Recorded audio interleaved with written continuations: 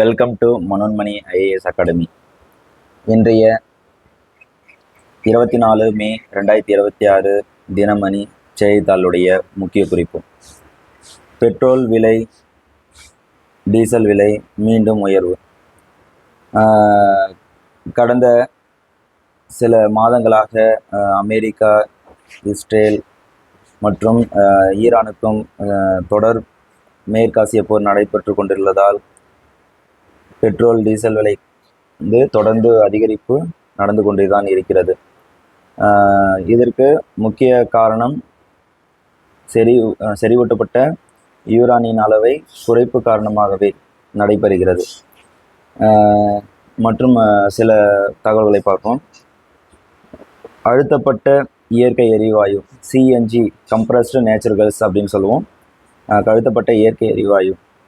அதேமாதிரி இந்த கச்சா எண்ணெய் விநியோகம் அப்படின்னு பார்த்தீங்கன்னாக்கா மேற்காசியிலேருந்து பார்த்தீங்கன்னாக்கா மேற்காசிய நாடுகள்லேருந்து கச்சா எண்ணெய் கொள்முதல் பண்ணுறாங்க. மற்ற நாட்டிலையும் அந்த எந்த இடத்துல போர் நடந்துட்டு இருக்கோ அங்கே பார்த்தீங்கன்னா ஓர்மோஸ் நீரிணை அப்படின்னு சொல்லுவாங்க. அந்த ஓர்மோஸ் நீரிணை பகுதியில் தான் பார்த்தீங்கன்னா கச்சா எண்ணெய் கொள்முதல் அங்கேருந்து வாங்கின்னு வரும்போது அங்கே பிரச்சனை உண்டாகுது. முக்கிய தகவல் மட்டும் பார்க்கலாம்.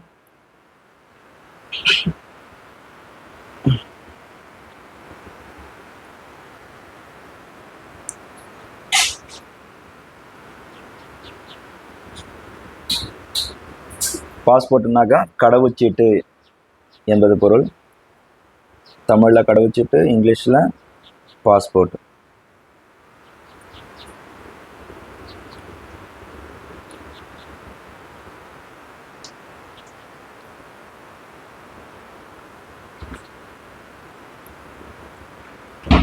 நாம் தமிழர் கட்சியின் தலைமை ஒருங்கிணைப்பாளர் சீமான்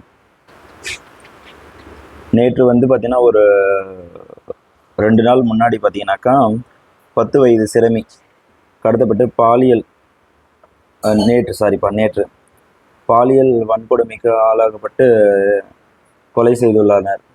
இதை கண்டித்து பார்த்தீங்கன்னாக்கா தேசிய மகளிர் ஆணையம் பார்த்தீங்கன்னாக்கா கண்டனம் தெரிவித்துள்ளது. இதனுடைய தலைவர் பார்த்தீங்கன்னாக்கா விஜயா ரகத்கர். தமிழகோடைய காவல்துறை தலைமை இயக்குனர்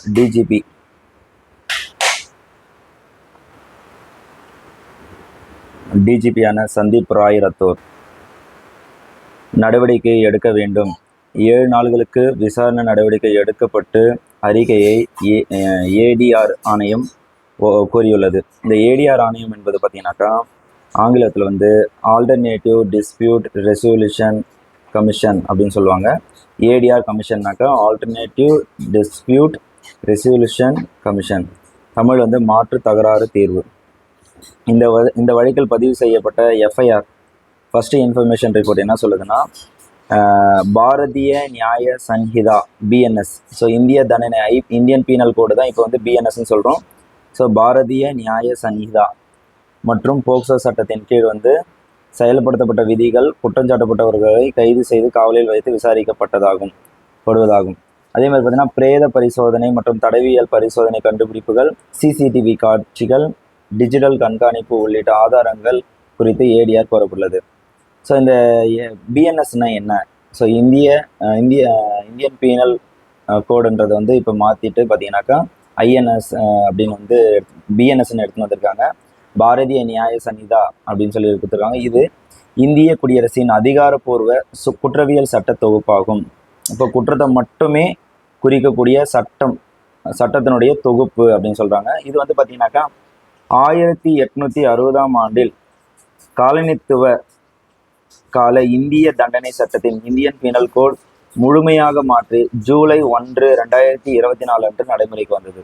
ஜூலை 1, 2024 அன்று நடைமுறைக்கு வந்தது. அதாவது இந்தியன் பீனல் கோடுன்றதை முழுமையாக எடுத்துட்டு பிஎன்எஸ் பாரதிய நியாய சன்ஹிதா அப்படின்றது முழுமையாக இம்ப்ளிமெண்ட் பண்ணியிருக்கிறாங்க. இது 1860ஆம் ஆண்டு இந்திய தண்டனை சட்டத்தை முழுமையாக மாற்றிட்டு பிஎன்எஸ் பாரதிய நியாய சன்ஹிதா ஜூலை 1, 2024 அன்று நடைமுறைக்கு கொண்டு வந்திருக்காங்க. இந்தியாவில் குற்றச்செயல்கள், அவற்றின் நடைமுறைகள் மற்றும் அதற்கான தண்டனைகளை வரையறுக்கும் முதன்மை சட்டமாக பிஎன்எஸ் விளங்குகிறது. அதே மாதிரி பார்த்தீங்கன்னாக்கா இதனுடைய ஒரு 3 பாயிண்ட் கொடுத்துருக்காங்க. நவீனமயமாக்க வரையறைகள். ஒழுங்கமைக்கப்பட்ட குற்றம், சிறு ஒழுங்கமைக்கப்பட்ட குற்றம் மற்றும் பயங்கரவாதம் போன்ற நவீன குற்றங்களுக்காக குறிப்பிட்ட விதிகளை அறிமுகப்படுத்துகிறது. ஸோ வந்து பார்த்தீங்கன்னாக்கா ஒழுங்கமைக்கப்பட்ட குற்றம்னா சிறு குற்றம், ஒழுங்கமைக்கப்பட்ட குற்றம் மற்றும் பயங்கரவாதம் போன்ற நவீன குற்றங்களுக்காக குறிப்பிட்ட விதி. ஸோ அந்த விதிகளுக்கு இணங்க வந்து அவங்களுக்கு தண்டனை கொடுக்கலாம் அப்படின்னு சொல்லி கொடுத்துருக்குறாங்க. அதே மாதிரி பெண்களுக்கு எதிரான குற்றங்கள், பெண்களாகட்டும் குழந்தைகளாகட்டும் இவங்களுக்கு எதிரான குற்றங்களை வந்து ஒரு தனி பிரத்யேக அத்தியாயத்தில் வந்து வகைப்படுத்தி கடுமையான வழக்குகளில் மரண தண்டனை உட்பட கடுமையான தண்டனைகளை வழங்குகிறது. அப்போ பல அதாவது ஆயுள் தண்டனைகளோ இல்லைன்னா மரண தண்டனையோ விதிக்கக்கூடிய ஒரு குற்றங்களுக்கு உண்டான சட்டத்தை வந்து இது வழிவகுக்குது. அதே மாதிரி சமூக சேவை, சிறு குற்றங்களுக்கு மாற்று தண்டனையாக சமூக சேவையை அனுமதிக்கிறது. அப்போ பார்த்தீங்கன்னாக்கா சிறு குற்றங்களுக்கு என்ன பண்ணுவாங்க, டைரெக்டாக தண்டனை கொடுக்காம அதுக்கு வந்து பார்த்தீங்கன்னாக்கா சமூக சேவையை தண்டனையாக கொடுக்குற ஒரு வழக்கமும் இந்த சமூக சேவையில் அடங்குது அப்படின்றத கொடுத்துருக்காங்க.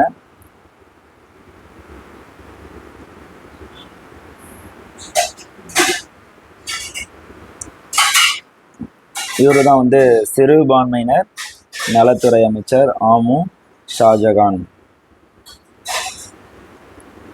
இவர் வந்து சட்டப்பேரவைத் தலைவர் ஜேசிடி பிரபாகர். இவர் வந்து இந்து சமய அறநிலைத்துறை அமைச்சர் வந்து சி ரமேஷ். தமிழ்நாட்டை பற்றி தான் பார்த்துன்னு இருக்கோம். அதேமாரி சுற்றுச்சூழல் மாசு கட்டுப்பாட்டு வாரியத்துறை துறை அமைச்சர் வந்து வி.கே. ராஜு.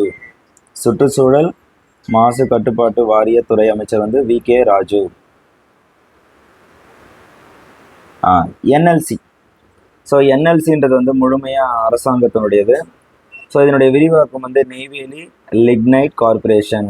ஸோ ஆங்கில விரிவாக்கம் வந்து நெய்வேலி லிக்னைட் கார்பரேஷன். இது எந்த மாவட்டத்தில் இல்லைன்னா கடலூர் மாவட்டத்தில் நெய்வேலிக்கு அருகே உள்ளது.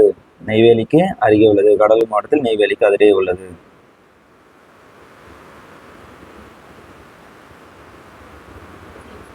அதே மாதிரி பார்த்தீங்கன்னா ராஜ்மோகன் பற்றி ஒரு சிறு குறிப்பு கொடுத்துருக்காங்க. பள்ளி கல்வித்துறை அமைச்சராகவும் செய்தி மக்கள் தொடர்புத்துறை அமைச்சராகவும் மட்டுமல்லாமல் தமிழ் வளர்ச்சித்துறையின் பொறுப்பும் வழங்கப்பட்ட அமைச்சரானார் என்னும்போது நிம்மதி பெருமூச்சு எழுந்தது அப்படின்னு சொல்லிட்டு ரிப்போர்ட் கொடுத்துருக்குறாங்க. அதேமாரி எட்டயபுரத்தில் வந்து பாரதியாருடைய பிறந்த நாளை வருடம் டிசம்பர் 14ஆம் தேதி வந்து கொண்டாடப்படுகிறது. மகாகவி பாரதியார் அப்படின்னு சொல்லலாம் இல்லையா, அவருடைய புனைப்பெயர் மகாகவி பாரதியார். இல்லத்தின் சீரமைப்பு பணிகள், இப்போ சீரமைப்பு பணி வந்து நடந்துன்னு இருக்கு. அது முடிஞ்சதுன்னே வந்து அதன் திறப்பு விழாவில் வந்து நம்ம பள்ளி கல்வித்துறை அமைச்சர் ராஜ்மோகன் வந்து பங்கேற்பார் என்று கூறப்படுகிறது. நம்ம பண்டைய காலத்தில் வந்து பார்த்தீங்கன்னா குரு சிஷ்யன், ஆசிரியருக்கும் மாணவருக்கும் உள்ளே உறவை வந்து குரு சிஷ்யன் அப்படின்ற அணுகுமுறை வந்து கீழை நாடுகளுக்கு மட்டுமே உள்ள தனித்துவம். ஸோ நம்ம கீழை நாடுகளுக்கு மட்டுமே உள்ள தனித்துவம். பண்டைய நாட்டிலலாம் எப்படி கொடுத்துருப்பாங்கன்னா சாக்ரட்டிஸ், பிளேட்டோ, அரிஸ்டாட்டில் என்று குரு பரம்பரை வந்து இருந்தது. அதை வந்து சாக்ரட்டிஸ், பிளேட்டோ, அரிஸ்டாட்டில். கீழ் வந்து தமிழ் தாத்தா உவே சாமிநாதையர் தனது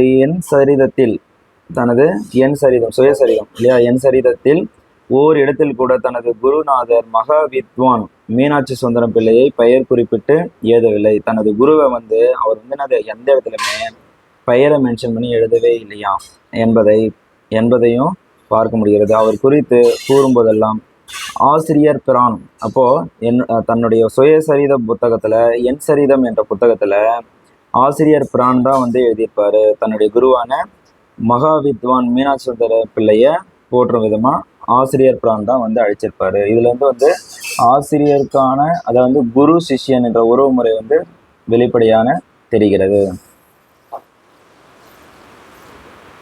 இப்போ இளைஞர்களின் நலனை முன்வைத்து சர்வதேச உறவுகள் கட்டமைப்பு என்ற தலைப்பில் வந்து பார்த்தீங்கன்னாக்கா மத்திய அரசு பணிக்காக அவங்களுக்கு வந்து நியமன ஆணை வந்து வழங்கியிருக்காங்க.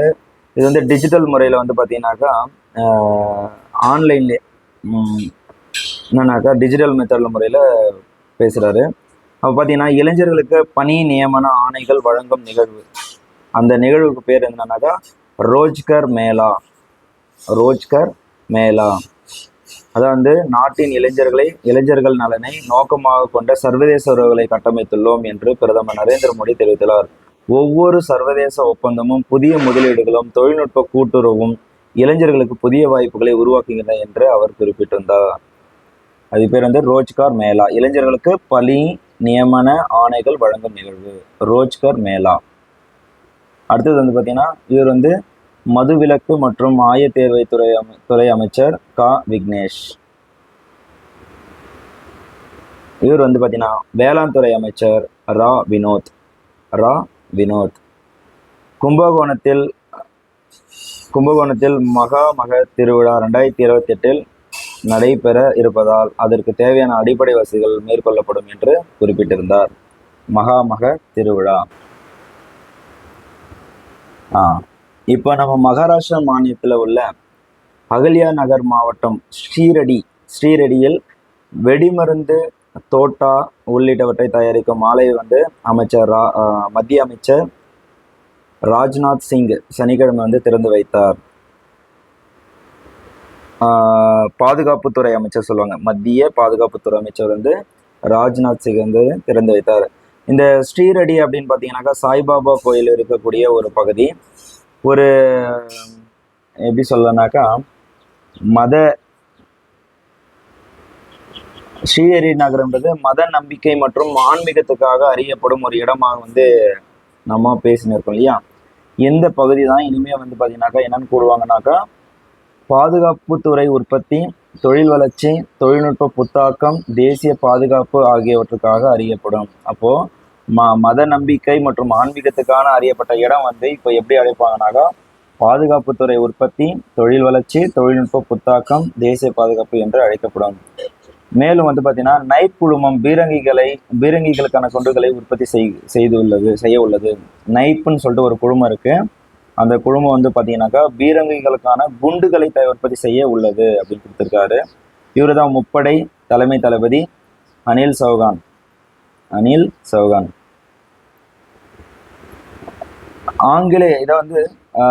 ஆங்கிலேயர்களின் கிழக்கிந்திய கம்பெனி ஆட்சி காலத்தில் வெடிமருந்து தயாரிக்க பொட்டாசியம் நைட்ரேட் பொருளாக பயன்படுத்தப்பட்டது. இதன் மூலம் அந்த கம்பெனி தனது இராணுவ திறனை வலுப்படுத்தியது என்பதை குறிப்பிட்டிருக்காரு. இந்த பொட்டாசியம் நைட்ரேட்ன்றது பார்த்தீங்கன்னாக்கா நம்ம சயின்ஸில் படிச்சிருக்கோம், 6th 3rd யூனிட்ல வந்திருக்கு. அதை தாவரங்களுக்கு உரங்கள், கனிம உரங்களை நம்ம பயன்படுத்தி அதை நம்ம தாவரங்களுக்கு உரங்களை நம்ம செலுத்துறோம் இல்லையா. இது KNO3 அப்படின்றத நம்ம சொல்கிறோம். இதில் பார்த்தீங்கன்னா நைட்ரஜன் 13%, பொட்டாசியம் 44% இருக்குது அப்படின்றத பார்த்துருக்கோம். முப்படை தலைமை தளபதி அனில் சௌகான், முப்படை தளபதி அனில் சௌகான் பார்த்தோம். மகாராஷ்டிரா முதல்வர் தேவேந்திர பட்னவிஸ். பாதுகாப்பு ஆராய்ச்சி மற்றும் வளர்ச்சி அமைப்பு தலைவர் யாருன்னா சதீஷ் காமத். முப்படை தலைமை தளபதி அனில் சௌகான். மகாராஷ்டிரா முதல்வர் தேவேந்திர பட்னவிஸ். DRDOன்றது நம்ம ஆல்ரெடி பார்த்துருக்கோம், defence research and development organisation. So பார்த்தீங்கன்னாக்கா கோவா மாநிலம் பனாஜின்றது கோவாவோட மாநிலத்துடைய தலைநகரம் இல்லையா. தேசிய இளைஞர் நாடாளுமன்ற நிகழ்ச்சி நடைபெற்றது. இதில் ஆர்லேக்கர், கோவா ஆளுநர் அசோக் கணபதி உள்ளிட்டோர் பங்கு பெற்றனர். கோவா ஆளுநர் யாரு? அசோக் கணபதி. கோவான்றது ஒரு மாநிலம்.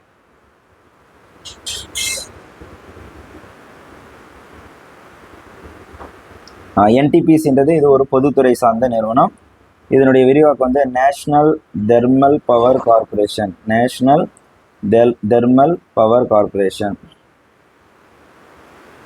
தமிழில் தேசிய அனல் மின் கழகம். இன்றைய செய்தி அவ்வளோ முடிந்து விட்டது. தேங்க்யூ, நன்றி.